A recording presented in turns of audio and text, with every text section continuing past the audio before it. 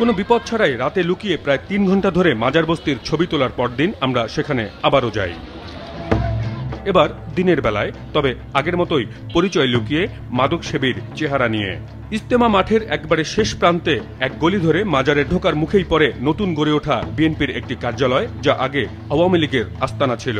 এখান থেকেই মাদক ব্যবসার নিয়ন্ত্রণ এবং নিরাপত্তা দেয়া হয়েছে আগে এবং এখনো। শাহাবুদ্দিন আছে, নুরু আছে, আলকাস আছে, অনেক নেতা আছে, মুমেন আছে, মাদকের যারা সম্রাট তাদেরকেই প্রোডাক্ট দেয়। উল্টো পাশেই সেই বিখ্যাত হযরত শাহ সৈয়দ বগদাদির মাজার, যাকে কেন্দ্র করে গড়ে উঠেছে এই বস্তি।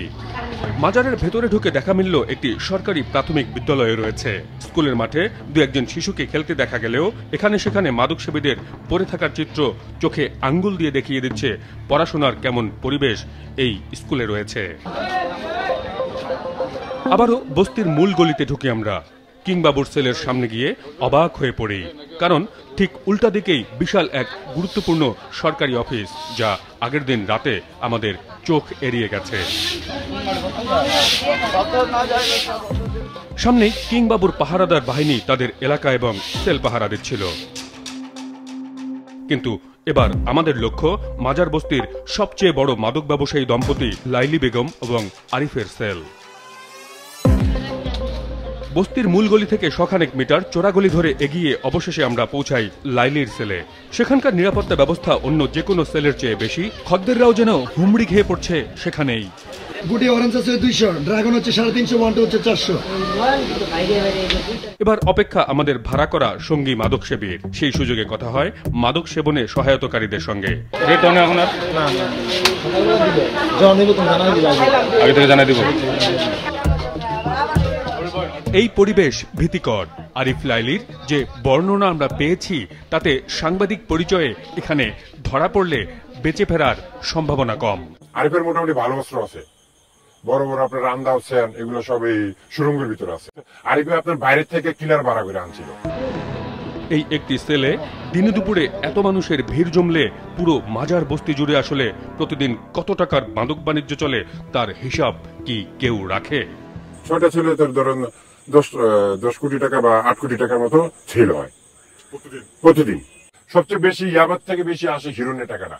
হিরোনটা তো আপনার অনেক অনেক দ্বিগুণ লাভ। 100 গ্রাম হিরোনের দাম হলো 4 লাখ টাকা। ওই 100 গ্রাম হিরোনের ভিতরে মেরি মিলায়, মেরির একটা মেডিসিন আছে, ওই মেডিসিনটা মিলাইলে ওই হিরোনটা হয়ে যায় কতটুকু 200 গ্রাম, 150 গ্রাম থেকে 200 গ্রাম। 100 গ্রামের প্যাকেটটা 4 লাখ টাকা দেখি না, এই 100 গ্রামের প্যাকেটটা বেশি আপনার 50 লাখ টাকা। লাইলি বেগম এবং তার স্বামী আরিফের কারবারের পরিধি সম্পর্কেও জানতে চাই তার কাছে। আরিফেরই কিন্তু 3টা গাড়ি আছে। আগে আরিফের আনতো অন্য গাড়িটা, এখন আরিফের নিজের গাড়ি দিয়ে মাল আনে। পশ্চিমবঙ্গের যে বাস, শ্যামলী বাস আছে 2টা, আরিফ পরিবহনের 3টা গাড়ি আছে এই লাইলির নামে। এটা তবে শুধু মাজার বস্তি নয়, টঙ্গী জুড়ে অন্তত 21টি বস্তি রয়েছে, যার 17টি মাদকের হটস্পট হিসেবে বিখ্যাত কিংবা কুখ্যাত। প্রত্যেকটি বস্তির মাদক বাণিজ্যের পরিচালনা পদ্ধতি ভিন্ন। যেমন টঙ্গী রেল স্টেশনের পশ্চিমে ব্যাংকের মাঠে এই এলাকার মূল মাদক বিক্রেতাদের পাশাপাশি খুচরা বিক্রেতাদের একটি চক্র গড়ে উঠেছে। বিভিন্ন দিক থেকে এই বস্তিতে ঢোকা কিংবা বের হওয়ার রাস্তা রয়েছে। এখানে কে মাদকের ব্যবসায়ী আর কে নয়, এই প্রশ্নের হিসাব সহজে মেলানো মুশকিল। মাঝে মধ্যেই অভিযান চালানো হলেও আইন শৃঙ্খলা বাহিনীর বিরুদ্ধে বিস্তর অভিযোগ রয়েছে মাদক নির্মূলে তাদের অনীহা কিংবা অনৈতিক সব লেনদেনের। 1 মাসের মধ্যে মনে করেন যে 6 বার ধরছে। তারপরে যেটা এটা ছুটে আইছি। কত কত করে টাকা দিচ্ছেন? একবার দিছি 60,000, আরেকবার দিছি 30,000, আরেকবার দিছি 40,000। চালান দেয় না, টাকা ছেড়ে দিতে হয়ে জায়গা। সাপ্তাহ যাদেরকে দেই তারা কিন্তু আমাদেরকে অত্যাচার করে না। সপ্তাহ দেন কাদেরকে? হ্যাঁ, যেমন আছে, যেমন আমাদের টঙ্গী পূর্ব থানা আছে কয়েকটা সিপাই কনস্টেবল।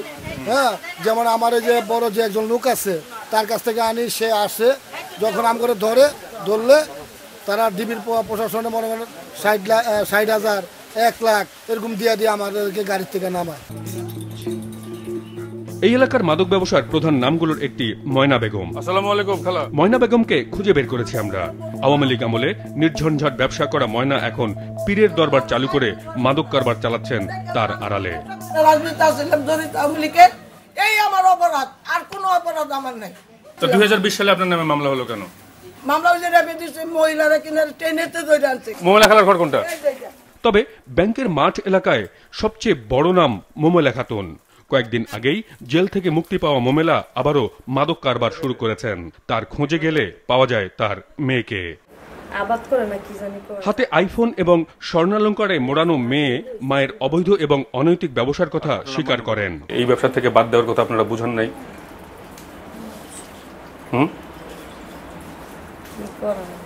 বুঝেন নাই ছোটবেলা থেকে? চেষ্টা করেন নাই? বুঝছি তো, আগে তো করছে, আমরা তো আর করি না।